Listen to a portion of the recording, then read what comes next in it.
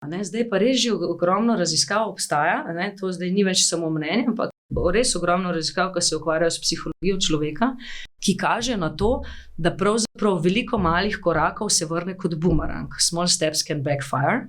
Namreč, vsi vemo, da pač imamo nek nevzdržen model in da moramo nekaj narediti. In zdaj zjutraj se zbudimo in potem vzamemo vrečko za trgovino s sabo, pa svoj kozarček za kavo za napumpo, pa potem,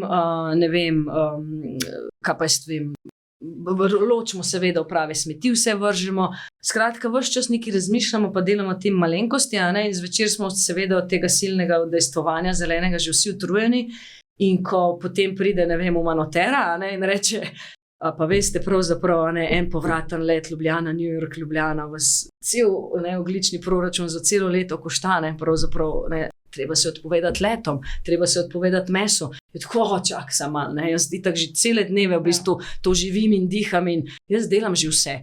In ljudje potem niso pripravljeni na tiste res večje korenite spremembe, ki jih seveda bomo morali vsi narediti. To je neminovno. Vsi bomo morali manj leteti, manj mesa pojesti, to je jasno. In pač seveda, dajmo že danes to narediti.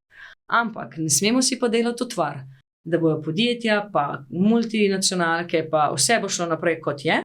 Še zmeraj bomo dali, na primer, več subvencij v fosilna goriva kot v obnovljive vire, zraven bo pa posameznika s tem odpovedovanjem lahko rešil podnebno krizo, recimo, če zdaj o podnebni krizi govorimo. Ker to preprosto ne bo dovolj. To ni dovolj. To je posledica tega. Kako jaz lahko nekomu rečem, ko imamo na primer predavanja po šolah in rečem, seveda več se morate voziti z vlakom in z avtobusom pa s kolesom, pa me gledajo pa rečejo, ampak sej ni vlaka. Jaz točno to. Spet smo na sistemskih spremembah. Kako je možno, da leta 2022 ni moja jasno cenejša, bolj udobna in hitrejša izbira vlak, da se moram z avtom pelati. In to so tiste stvari, kjer ne bo posameznik rešil v bistvu in ne bo naredil dovolj velikih korakov, kot jih pač moramo.